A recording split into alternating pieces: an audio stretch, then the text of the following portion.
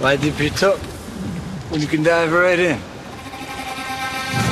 Why let things simmer when you can cook up a storm? Why live life in half measures when you can live it to the brim?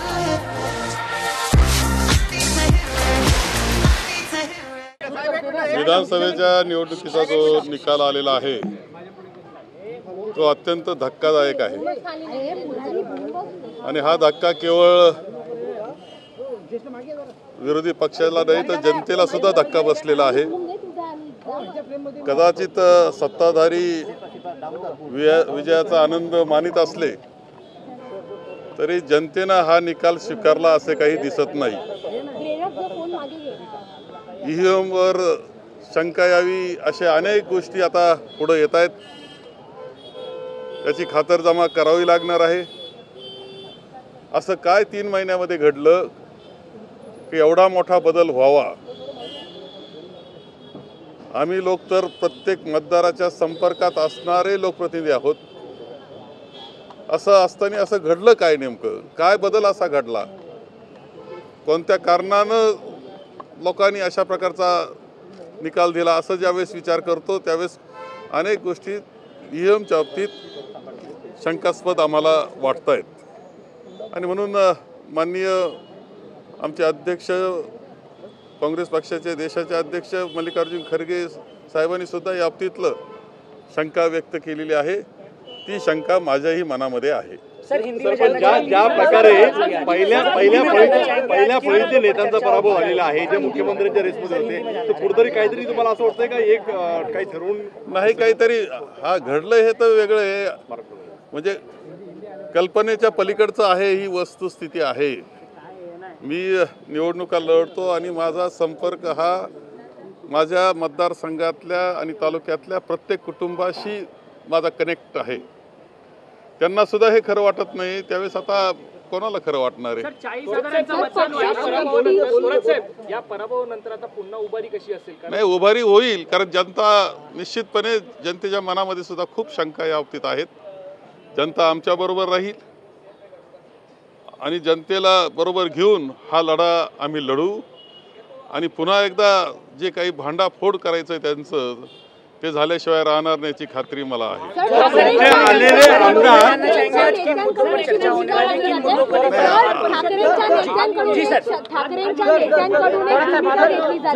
की आता यापुढे ज्या निवडणुका होतील तिथे त्या स्वबळावर लढावाचं ठाकरेंच्या नेत्यांनी भूमिका घेतली आहे। नाही ठीक आहे, तो विषय वेगळा आहे।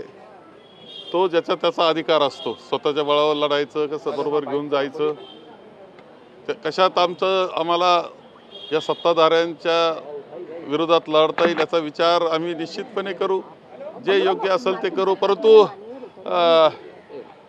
हे सगळं अत्यंत वेगळं कल्पनेच्या पलीकडचं आहे। विरोधकांचं म्हणणं आहे का काँग्रेसचे आता आमदार तुमच्यासोबत किती राहतील हाही प्रश्न आहे। काँग्रेसचे आमदार आता भाजप काँग्रेसचे आमदार नाही मला अरे एक मिनिट काँग्रेसचे आमदार तुमच्या सोबत राहणार नाही असं भाजपचे नेते म्हणतात। आता असं आहे की त्यांना वाटतं तसं होणार नाही। काँग्रेसचे आमदार काँग्रेस बरोबर राहतील, जे एकनिष्ठ आहे ते तर राहतील। आपण मागणी अनुभव घेतलेला आहे, जे कोणी गेले त्यांनी उड्या मारलेले ते पूर्वीचा जुना इतिहास तेच गेलेले आहेत। त्यामुळे आम्हाला काही त्या बाबतीत शंका नाही। हे सर्व आमदार निश्चितपणे काँग्रेसबरोबर राहतील आणि सर्वजण एकत्र पद्धतीनं विरोध जो आहे सत्तेला विरोध जे करायचा योग्य ठिकाणी तो विरोध करतील आणि जनतेचे प्रश्न ठामपणे मांडतील याची खात्री मला आहे। सर्व बहुमत आल्यानंतर सुद्धा मुख्यमंत्री पदाचा चेहरा ठरत नाहीये, एकनाथ शिंदे कुठेतरी नाराज असल्याचं पाहायला मिळत आहे। नाही, शेवटी त्यांच्या कल्पनेच्या पलीकडेच सगळं घडलेलं आहे, तेच अजूनही गांगारून गेलेले अशा प्रकारची परिस्थिती आहे। त्यावेळेस आता तो निर्णय करताना शेवटी ती तानातानी तर होणारच आहे। आमदार तुम्हाला सोडून गेले, अशोक चव्हाण यांनी एक वक्तव्य केलं आहे। सर, अशोक चव्हाण यांनी एक दहशत होती मतदारसंघामध्ये आणि ती दहशत संपवण्याचं काम आम्ही केलंय। आता यावं असं आहे, मीडिया आहे, सोशल मीडिया आहे, त्याचा किती गैरउपयोग करावा आणि संगमेर तालुक्यात दहशत होती असं म्हणावं हे जनतेला माहिती आहे ना, माझ्या जनतेला माहिती आहे, महाराष्ट्राला माहिती आहे, त्यामुळे त्याच्यावरती शंका बाळगण्याचं काही कारण नाही. सर, अशोक चव्हाण यांनी असं एक वक्तव्य केलं आहे की ज्यांनी मला संपवलं आज त्यांचाच पराभव झालाय. नाही का, त्यांनी असं वक्तव्य त्रास दिला, असं आम्ही कोणता त्रास दिला त्यांना? त्यांचा कायम सन्मान होता, आम्ही कायम सन्मान ठेवला, शेवटच्या क्षणापर्यंत सन्मान होता त्यांचा. काँग्रेस ते गेले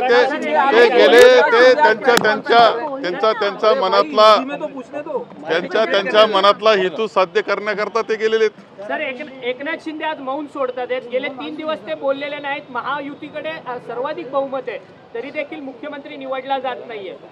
नाही, ते आता मौन सोडतात तर काय बोलतात हे ऐकण्यास उत्सुक आहे आम्ही. सर, हिंदी में जानना चाहेंगे, एकनाथ शिंदे अभी प्रेस कॉन्फ्रेंस ले रहे हैं, आज कुछ बात करेंगे मुख्यमंत्री पद को लेकर? मुझे मालूम नहीं, अभी तो एकनाथ शिंदे जी हमारे अभी भी सीएम है, प्रभारी सीएम है, वो क्या बोलेंगे मुझे मालूम नहीं, लेकिन क्या बोलेंगे इसके लिए हमें भी इच्छा है सुनने के लिए कि क्या बोलने वाले हैं. मल्लिकार्जुन खड़गे ने सवाल उठाए, क्या कहना? नहीं, वो सच लगता है.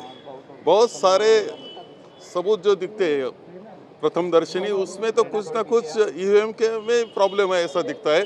लोगों में भी संभ्रम है कि क्या हुआ है ऐसा कि ये रिजल्ट आया है. तो ईवीएम के बारे में तो संभ्रम है. माननीय मल्लिकार्जुन खड़गे साहब ने वही बोला है. इसको लेके कोई प्लान है क्या चेकिंग के लिए आप देंगे ये ईवीएम? हमने तो चेकिंग के लिए दे रहे हैं, लेकिन इसमें क्या निश्चित प्रॉब्लम है वो आज मुझे मालूम नहीं है, लेकिन हमारे लोग खोजेंगे जरूर, वो भंडाफोड़ हो जाएगा. सर, ईव्हीएमच्या विरोधात काही आंदोलन करणार का, आवाज उठवणार? नाही, माननीय अखिल भारतीय काँग्रेस कमेटी आणि प्रदेश काँग्रेस कमेटी सांगेल ते पद्धतीने आम्ही पुढे जाऊ. सर, अंबादास दानवे की तरफ से बयान दिया गया है कि खुद के दम पर लड़ना चाहिए था, खुद के दम पर लड़े होते तो शायद और ज़्यादा सीटें आती. ठीक है, अभी ये तो चलने वाला है. सोचते हैं कैसा करना चाहिए था, कैसा नहीं करना चाहिए था, ये तो सोचते हैं, उसमें उनकी सोच है. वो कांग्रेस के बड़े नेताओं की हार के सबसे ज़्यादा चर्चे हैं. ऐसे में सर ये जानना चाहेंगे कि जिस तरह से ये पूरा घटनाक्रम, क्या आप भी ईवीएम पर सवाल खड़े कर रहे हैं? क्या मुझे भी ईवीएम पर पूरा सवाल है. मेरे मन में भी लगता है कि कुछ न कुछ गड़बड़ तो है ही. मुख्यमंत्री पद को लेके एकनाथ शिंदे नाराज हैं, ऐसी बातें आ रही हैं कि उनको भी मुख्यमंत्री बनना है. होगा, उन्होंने भी अपनी ताकत है उनकी, वो दिखाते होंगे वहाँ.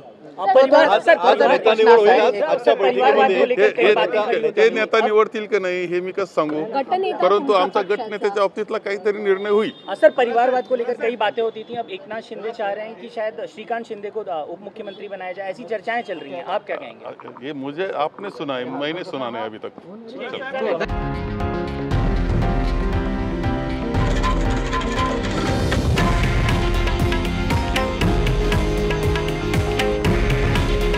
हे आहे देशातील नंबर 1 न्यूज नेटवर्क आणि आपण पाहत आहात TV9 मराठी. काळजी तुमची, हित महाराष्ट्राचं.